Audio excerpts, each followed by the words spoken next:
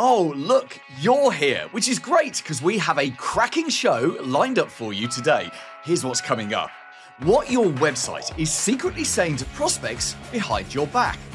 Why most MSP reporting to clients is ignored, and the answer to that is going to make you slap your head and go, oh, why didn't I think of that?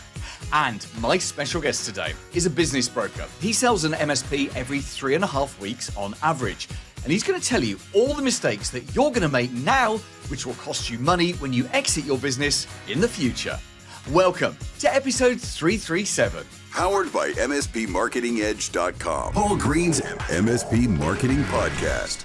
Your MSP's website is talking behind your back. So the only question is, what's it saying? You know, while you're out at dinner, walking the dog, in a meeting, or even having a sneaky kip at 3 PM, yeah, I know what you get up to, your website is having conversations on your behalf, because that's its job, right? It's there to explain who you are, what you do, and why someone should trust you. The problem is that for a lot of MSPs, your website is having the entire conversation with the prospect, because if they don't very quickly find something on there that engages them and makes them think, oh, right, yeah, this is the right place for me, then they just move on. They go back to Google or AI or however they got to your website in the first place, and they go looking at other MSPs. And do you know what? You never even know that they were there because you don't know their name, you don't know what they were looking for. All you know is that another invisible conversation just died. So, what is your website saying behind your back? From what I see, most MSP websites accidentally deliver one of 4 damaging messages. And the first message is this: we don't really want to tell you much about us.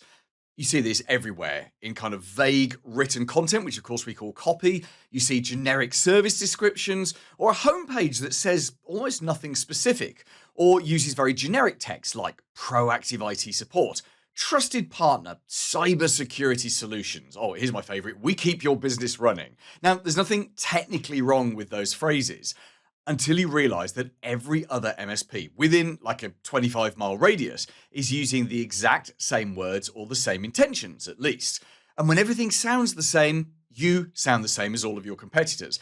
And when everyone sounds the same like that, the prospect has no reason to choose you. So the silent message becomes, we don't really know what makes us different, so we're going to hide behind safe language. And prospects really feel that. If you don't give them something distinctive that they can hook onto, then they will go looking for someone else who does. The second damaging message is lack of transparency. Many MSP websites avoid talking about price. They avoid explaining how their services work, and they avoid spelling out what's included and what isn't included. Instead, everything funnels towards contact us to find out more. So put yourself in the buyer's shoes. They're already nervous about switching MSP and they don't want mystery, they want clarity. If your website withholds really basic information like pricing, then the message it sends is that they have to speak to a salesperson before they can even decide whether you are relevant to them or not. And in 2026, that just kills momentum. Buyers want to research quietly. They want to understand what you do, roughly how you price and how you think before they ever talk to you. And your website either supports that research or it blocks it. As a side note, if you know that's a problem and you want an easy way to fix it, I've partnered with best-selling author Marcus Sheridan to create MSPPriceGuide.com. You can get an interactive price calculator on your website that not only has transparency about pricing, but actually it also acts as an insanely good lead generation tool. Go to MSPPriceGuide.com. Now, the third damaging message is that there are no real humans here. You've got stock photos, very polished but bland language, no real opinions, no stories, no sense of personality. Essentially, there's no proof that you've ever helped anyone like them, like the person who's reading your website. And the result is that you feel like every other faceless IT company. Buyers these days are asking themselves very simple questions. Who are the people behind this MSP? Would I enjoy working with them? Do they care? Do they have an opinion? Do they have a point of view? In an age where AI can generate endless generic content, it's humanity that really stands out. And that means real photos, real voices, real stories, written, crafted by humans. So if your website feels sterile, you're missing a massive opportunity to build connection before the first conversation. And then the fourth and most damaging message is a lack of social proof. No case studies, no reviews, no testimonials. There are no client stories on your website. Now, you know that you're excellent, but if there's no evidence on your website, then the message becomes, we say we're great, but you'll have to take our word for it. And when someone's considering switching from one MSP to another, that is a big decision. Humans trust other humans more than they trust marketing claims. So proof reduces perceived risk for them. Without it, doubt creeps in. The good news is this is all fixable. Go through your homepage, your About Us page, and your key service pages and ask yourself a few honest questions. Is this specific, or could it belong to any MSP? Are we open about how we work and what things cost, at least in principle? Do real humans show up here with personality and perspective? And is there clear proof that we've helped businesses like the one reading this? Your website doesn't need to be perfect, but it does need to be clear and transparent and feel human. And of course, it needs to prove what you claim. Because whether you like it or not, it is having conversations about you every single day and night. And the better those conversations are, the more likely the prospect is to book in to your live calendar and start a real conversation with you. Paul Green's MSP Marketing Podcast. I'm delighted to announce the end. The end of what, though? Well, the end of you sitting there thinking, I don't have enough leads and I don't know what to do. Because I have a freebie for you that's going to tell you exactly what to do to go from 0 leads to new clients.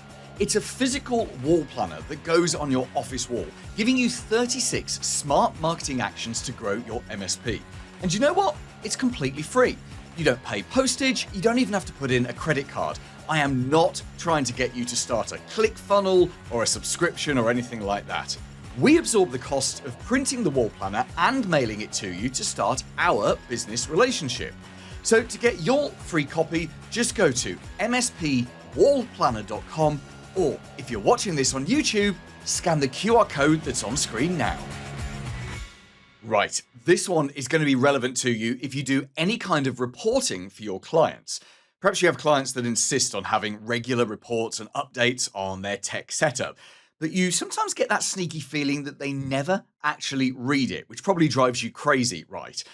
Side note on this, once I worked for a big radio company and we had to do a big report at the end of each week to go off to our boss. I had that feeling that my boss wasn't reading the report. So I started inserting random sentences and even swear words in the middle of that report, and he never ever mentioned it. So I just sort of made it up from that point on. If he's not reading it, there's no point spending time on it. Anyway, side note over. I know that if you're doing these reports, it is work for you. Even if you're just generating a report from your PSA, you probably just double check it, just read it through, right? And just like it was for me back when I worked in radio, anytime you're doing some work that you don't think actually adds value, it creates frustration and makes you not want to do the work. So I believe the problem here is not the information that you're generating, but the format in which you're sending it. And let me explain that. If you think of the average report that you might produce for your clients, it's probably just pages and pages of data, right? Kind of charts and metrics and ticket volumes and an analysis of response times and security alerts, maybe even their backup status, all of that kind of stuff. And again, I know all of this is in your PSA, but you press a button, you turn it into a PDF and you send it through to the client. And maybe most of the time you hear nothing back. In fact, maybe you've even tracked whether or not they even open the email, and maybe they don't. Maybe they pass it on to colleagues if it's a bigger business or lodge it somewhere. But if you really are getting that feeling that no one's reading it and absorbing it, then here is a better way of doing this. Now, by the way, this bit of the podcast was inspired by Jason Morales, who's one of the MSPs I work with inside the MSP Marketing Edge. He does something so much smarter. This is his idea, which I've happily stolen because it's a great idea. Instead of forcing clients to consume information in the format that suits him, he presents the data in the format that they're already consuming. In other words, Jason adapts the delivery to the specific client. And that small shift is so powerful because here's the thing. The data on its own doesn't drive retention, right? Understanding the data drives retention. So if your client doesn't even look at the report you're sending them, they can't absorb the information, so it won't affect their behavior or strengthen your relationship. It's just a bit of admin for you and a bit of admin they ignore for them. So what does it look like in practice to deliver it in a different format? Well, one really good example is to turn reporting data into audio. If you think about it, many business owners already consume content via podcasts. So instead of sending a 10-page report, you send them a 10-minute private audio summary. You could say something like, "Oh, hi, Mr. or Mrs. Client. Here's what's happened this month. Here's what you need to know. And here's what we're watching." And also at the end, there's some recommendations that I've put. There's only a couple of them, but I think they'll make a big difference to you. And suddenly, even though that's taken 10, 20 minutes of your time to read that and produce that report, it suddenly feels really personal and human. And they are going to consume a 10-minute audio file from you way more than they are some kind of PDF. And you could record that yourself, or you could use an AI to do a summary of it. You could get the AI to voice it if you wanted. I personally would use the AI to do the summary of the report from your PSA, and then you record that. They're much more likely to listen if it's your voice and not an AI voice. And I know that you can clone your voice with AI these days. I really don't think you want to go down that route. I know 11 Labs and a couple of other services do it. Really don't think you'll go down that route. As long as you hear my voice in a podcast or a video, as long as I'm alive, it's the real me. I really don't believe in cloned voices. Maybe the technology in the future will be so good you can't tell, but today you can kind of tell. Anyway, rant over. Another format, of course, is short video. You could record a 5-minute, like a Loom or a Teams video, where you just talk them through the highlights. The beauty of doing it as a video, not an audio, is you can show one or two key charts up on the screen, and you can explain what matters and ignore what doesn't. Most people will watch a 5-minute video. I think maybe audio is slightly better because they'll probably listen to it in the car, but at least with a video, they'll see your face, they'll hear your voice, and again, that increases trust.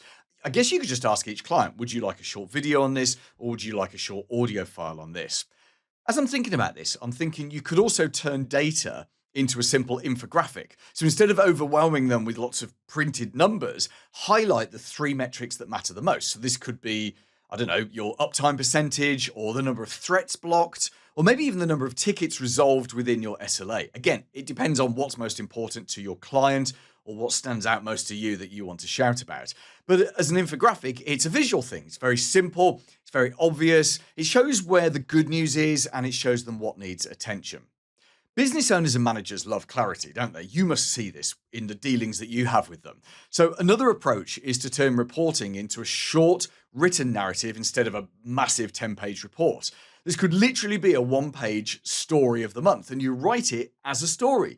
You don't just do it as a list of facts. You tell them what went well, what nearly went wrong, but you intervened, what you've improved, and what you're going to be working on next.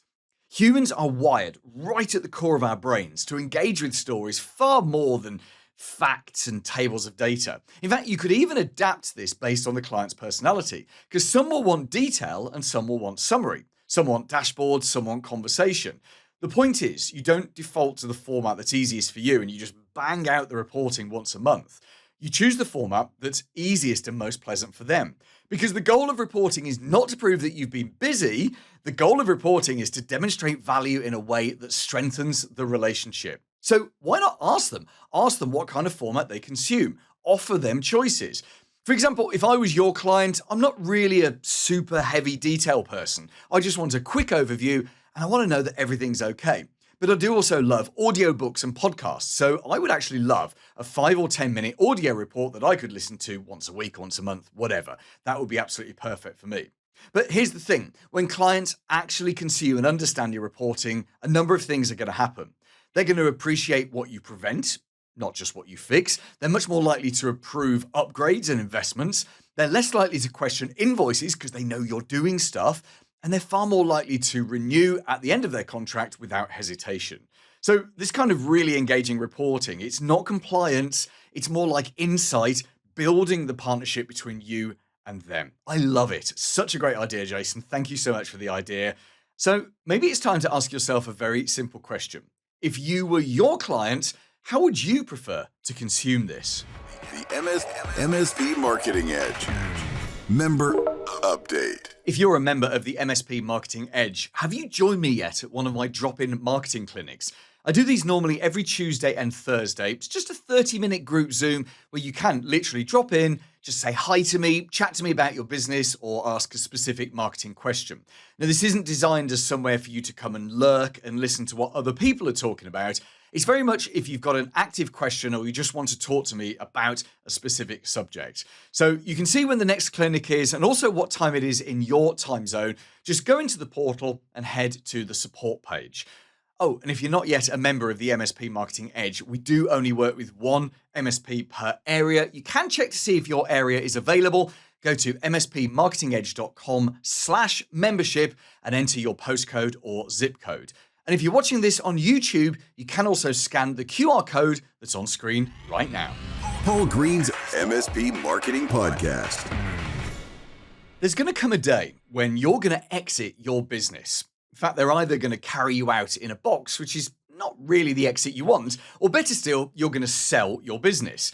Now, if that's years and years and years away, it's still something that you need to be aware of now. In fact, I believe it needs to be sat in the back of your mind all the time, almost asking yourself, the decisions I make today, how is that going to affect the exit that I might have in 5 or 10 years' time? My special guest today is a real expert at this. He's a business broker and sells an MSP on average every 3.5 weeks. The thing is, he sees patterns of things that MSPs do today that make it harder for them to sell their business in the future and also directly affect how much money they're going to get paid when they come to that exit. So you need this info right now and not when you're 6 months away from selling your business. Hi, I'm Adam Borst. I'm the VP of Acquisitions with Vista Business Group. And I'm so excited to have you on the podcast, Adam, because we're going to talk about a massive subject. What is going to stop you from being able to sell your MSP for big bucks? And you're clearly someone who knows a lot about selling MSPs because you sell, you say it's every 4 or 5 weeks you sell an MSP on average? Every 3.5 to 4 weeks. Okay. So that's a pretty regular routine of selling MSPs. So we're going to explore today all the mistakes that will hold you back. So what you'll do that makes your MSP unsellable or very difficult to sell, what you'll do that would reduce the value, all the mistakes that you're likely to make. And I'm going to guess that a lot of those mistakes are made years before the sales process even happens. And we'll find out from you, Adam, as we go along. But let's first of all just explore you. So how have you got to this point now where you're selling an MSP every 3.5 weeks or so? Yeah, great question. So I joined the firm right before COVID started. We were very diversified as far as our industry focus goes, but we had an MSP listed for sale. Everything took it on the chin except for the MSP. So I told the owner of the firm, like, this is, he and I, we looked at each other like, hey man, this is pretty obvious. So, and then of course, COVID shined a gigantic spotlight on the need for MSPs. So that's obviously good for the MSPs, but for private equity, they had these big diverse portfolios going into COVID. A lot of their portfolio companies, again, took it on the chin, except for their MSPs. So, we made a hard pivot, and that's 99% of what we focus on these days. So that has been for the last 5+ years. Yeah, no, it's amazing. That's a great. I love hearing positive stories of things that happened in COVID and how people discovered things that they didn't know were right there in front of them, which is really cool. So, you.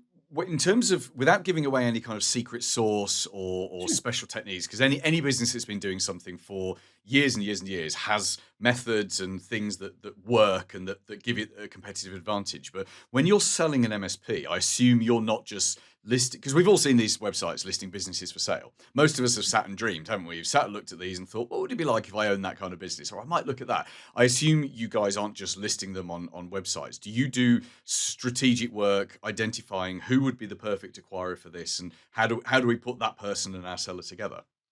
Yes, excellent question. So that's one of the areas where we shine very brightly, is our ability to bring a gazillion buyers to the table, for my very technical term. So to your point, you're exactly right. We don't just slap it up on a couple of websites and call it a day. We have folks on our team that's what they do full time is proactively reach out to potential buyers. So all of our marketing is blind, meaning that there's no identifying information about the business, but we send out a one page highlight sheet. We call it a teaser because again, there's no way that a buyer would be able to figure out who they are, but it gives them enough sense of whether maybe be a good fit for them. And anyway, when they express interest, we have them sign an NDA, and then at that point, then we provide them with the memorandum that we've put together or the big thick offering book that has. Our goal with that offering book is to provide them with all the information that they would need to put together an initial offer. So, anyway, that's the first major step in the process. Yeah, I have a small insight into that world because I sold my first business in 2016. So 10 years. How has that 10 years gone so quick? And the company I hired, they were so expensive, but they were worth every penny because they did their own version of exactly what you said. And we had, in the end, we had 3 offers to buy the business, which was crazy. And I successfully exited that business, and it was worth every penny for them to go through this process. And as you said, they were marketing. It was a marketing exercise, and that was what attracted me to them in the first place. As a marketing obsessive, it's like, hang on, here's a company that is expensive because they're going to invest all of that money into people and processes, and they were hitting the phones for 5 or 6 weeks, just literally drumming up demand, which was great.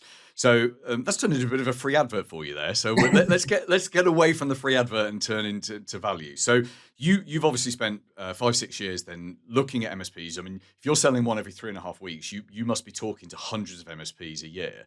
And I'm going to guess that people are coming to you. They've either got a finished business, as in the business is runs without them. It's got a management team. It's got systems. It's got processes. The owner has perhaps collected the money for a number of years, and for whatever reason they're just ready to go. So I'm guessing you'll get those kind of people that come in, and you love those. And then I'm guessing you get people who come in and the business has taken a big dip. Cash is starting to be an issue. They've lost a major client, or the owner's ill, or the owner's partner's ill, or someone's ill somewhere, or there's just it's generally a business that for whatever reason it's going down rather than going up. Would that be a fair thing to say? And we could all look at that, and let me make this a 2-part question. We could all look at that and say, well, obviously it's going to be harder to sell the let's call it distressed business, but actually is that the case, or is demand so high for MSPs right now that you can almost sell almost any business? I'm a broken record again. You're asking good questions. So the answer is yes. Demand is absurdly high these days. So to give you some numbers to flesh that out, in years past, when we would bring an MSP to market, we would expect an average MSP to receive anywhere from 20 to 40 offers within a 30-day period. So not just people that are saying that they're interested in reviewing the offering book, but actually out of all of them, out of the hundreds that have reviewed it, there's in years past 20 to 40 that provide an initial indication of interest or an initial offer. The last, I'm looking here at my list, the last 10 to 12 MSPs that we've sold, we've been blowing those numbers out of the water. That the average number of offers is between 60 to 80 offers within that same 30-day period. Yeah. Wow. And buyers are coming out of the woodwork, for lack of a better phrase. To your point on the quality, for a distressed business, the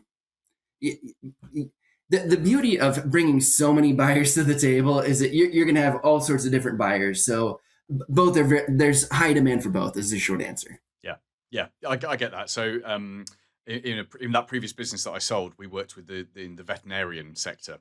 And back then, at that point, it was where MSPs are today, where suddenly, and it was all being driven by Mars, as in the candy people, the chocolate bar people, who now own more veterinary practices and clinics across the world than any other company. But because of that, there was this huge consolidation rush, and suddenly, even badly run, poor, unprofitable veterinary practices were worth money because there was just Mm. such demand. So it's interesting, and that demand obviously has tailed off now because there's a finite amount of people. So it's really interesting to see that the MSP world is now at that stage, and I guess that will last for another 5 or 6 years, Mhm. maybe longer, because of course MSPs being in technology, it's a completely different ballpark than clinics where veterinarians fix animals. Let's talk then about what MSPs get wrong. So I'm sure you Mm. don't have that many perfect, ready to sell businesses turn up. What are the most common things you see that MSPs do, which either make a sale harder or just more likely reduce the amount of money they're likely to be offered? Boy, there's a lot of different directions we can go with this. So one thing that I tell everybody is, some owners, they feel like, that their employees are their family, and they feel like they have to tell every little thing that's going on, and you know, we strongly encourage potential sellers to just keep it tightly under wraps. The time to tell your employees that you're even thinking about selling the business is when you're introducing them to the new owner. That is the time to tell them you've even thought about it. Because otherwise, I mean, put yourself in the shoes of the employee. It creates a lot of unnecessary angst, and so that makes it very difficult to sell. Is when the employees have been told, because they're, again, they're going to, they don't know who their new boss is going to be in a couple months anyway. So it's their, from their perspective, it's like, well, why wouldn't I go out and look and see what else is out there? So, Yeah. so that's one. Another would be, um, sometimes when owners are nearing an exit, uh, when there's light at the end of the tunnel for them, they back off the gas. They took their foot off the gas pedal, and that is the worst thing that an owner can do. The time to work the hardest is going into the exit. You you will do yourself so many favors. First and foremost, just in terms of how much money you receive when you exit. Another would be, the best way I could say it is, the things that keep you up at night as an owner. Those are the things that are going to decrease the value that you could otherwise extract from an exit. So, buyers, they pay for predictability. That ultimately, the name of the game in M&A is predictability. That is how you command a premium. So, um, the things that people get wrong are, I suppose there's really no right or wrong approach, but Well, if I can jump in, Adam, yeah, go ahead. are you saying in different words, why would someone else want to buy your problems and the problems that you can't fix? Is that one way of looking at it? Yeah. So if you were to step away from the business for 90 days, what's going to break? Mm. So those are the areas you need to shore up if you want to command a premium. So, and what I was starting to say is, that there's different schools of thought on this. A lot of folks, still aren't completely sold on the idea that they need to have their clients on an annual contract. But in terms of commanding a premium when you go to sell, that is something that's going to move the needle.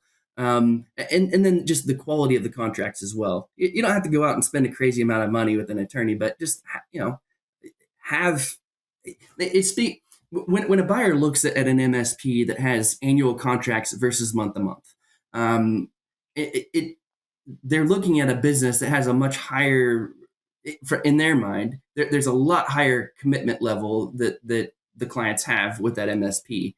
Mm.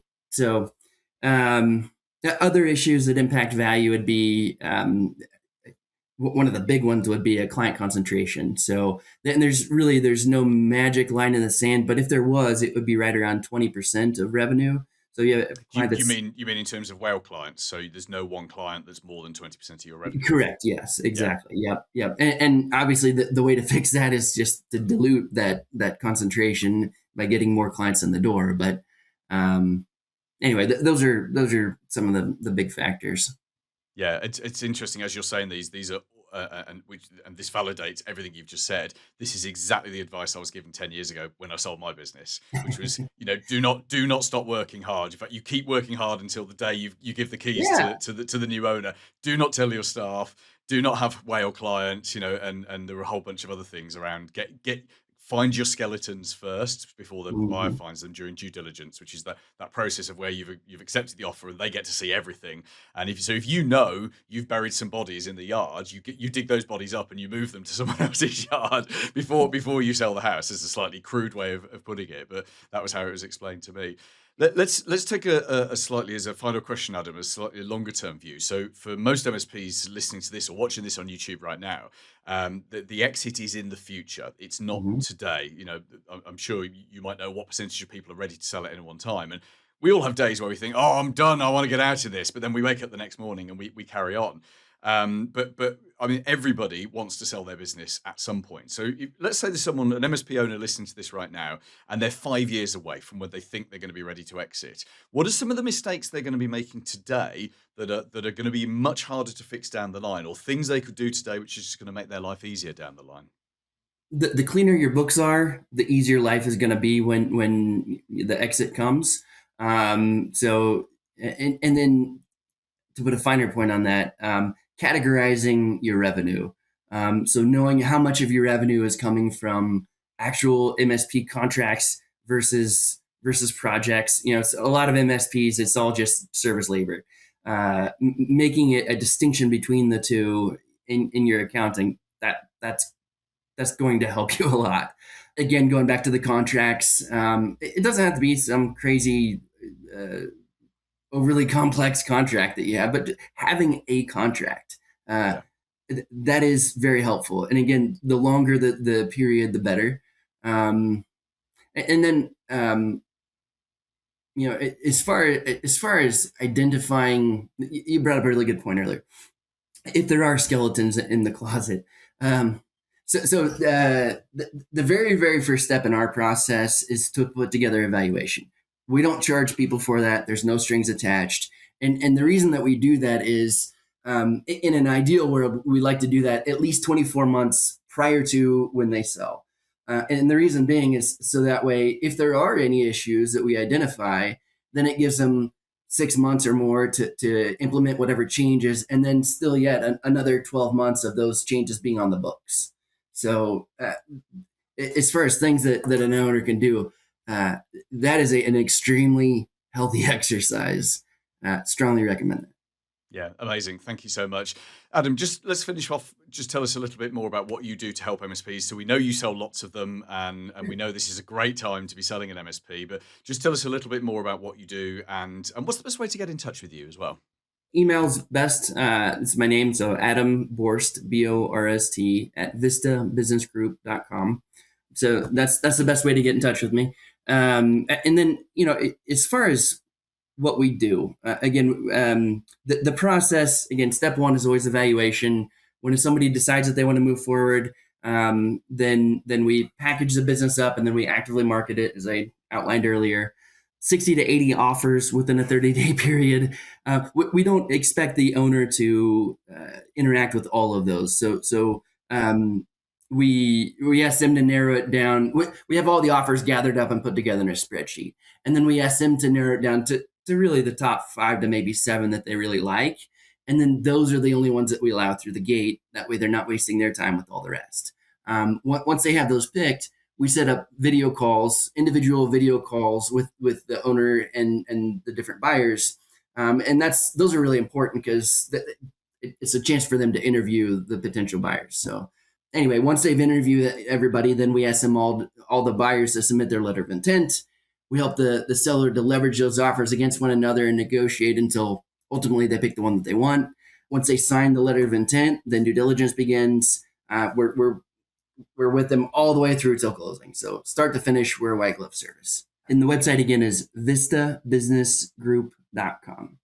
Coming up next week. Thanks for being here this week. Next week, we're going to look at why you should get bored and frustrated with your marketing. Yeah, that's a weird thing for a marketing guy to say, but actually, I want you to look at your MSP's marketing and think it's repetitive. It's the same messages. We're doing the same thing again and again and again and again. Because actually, that's the only way to ensure that every single lead and prospect who ever looks at your marketing immediately gets the right idea about you. We're going to talk about why your marketing should feel repetitive to you, but fresh for prospects in next week's show. See you then. For MSPs around the world, the MSP Marketing Podcast with Paul Green.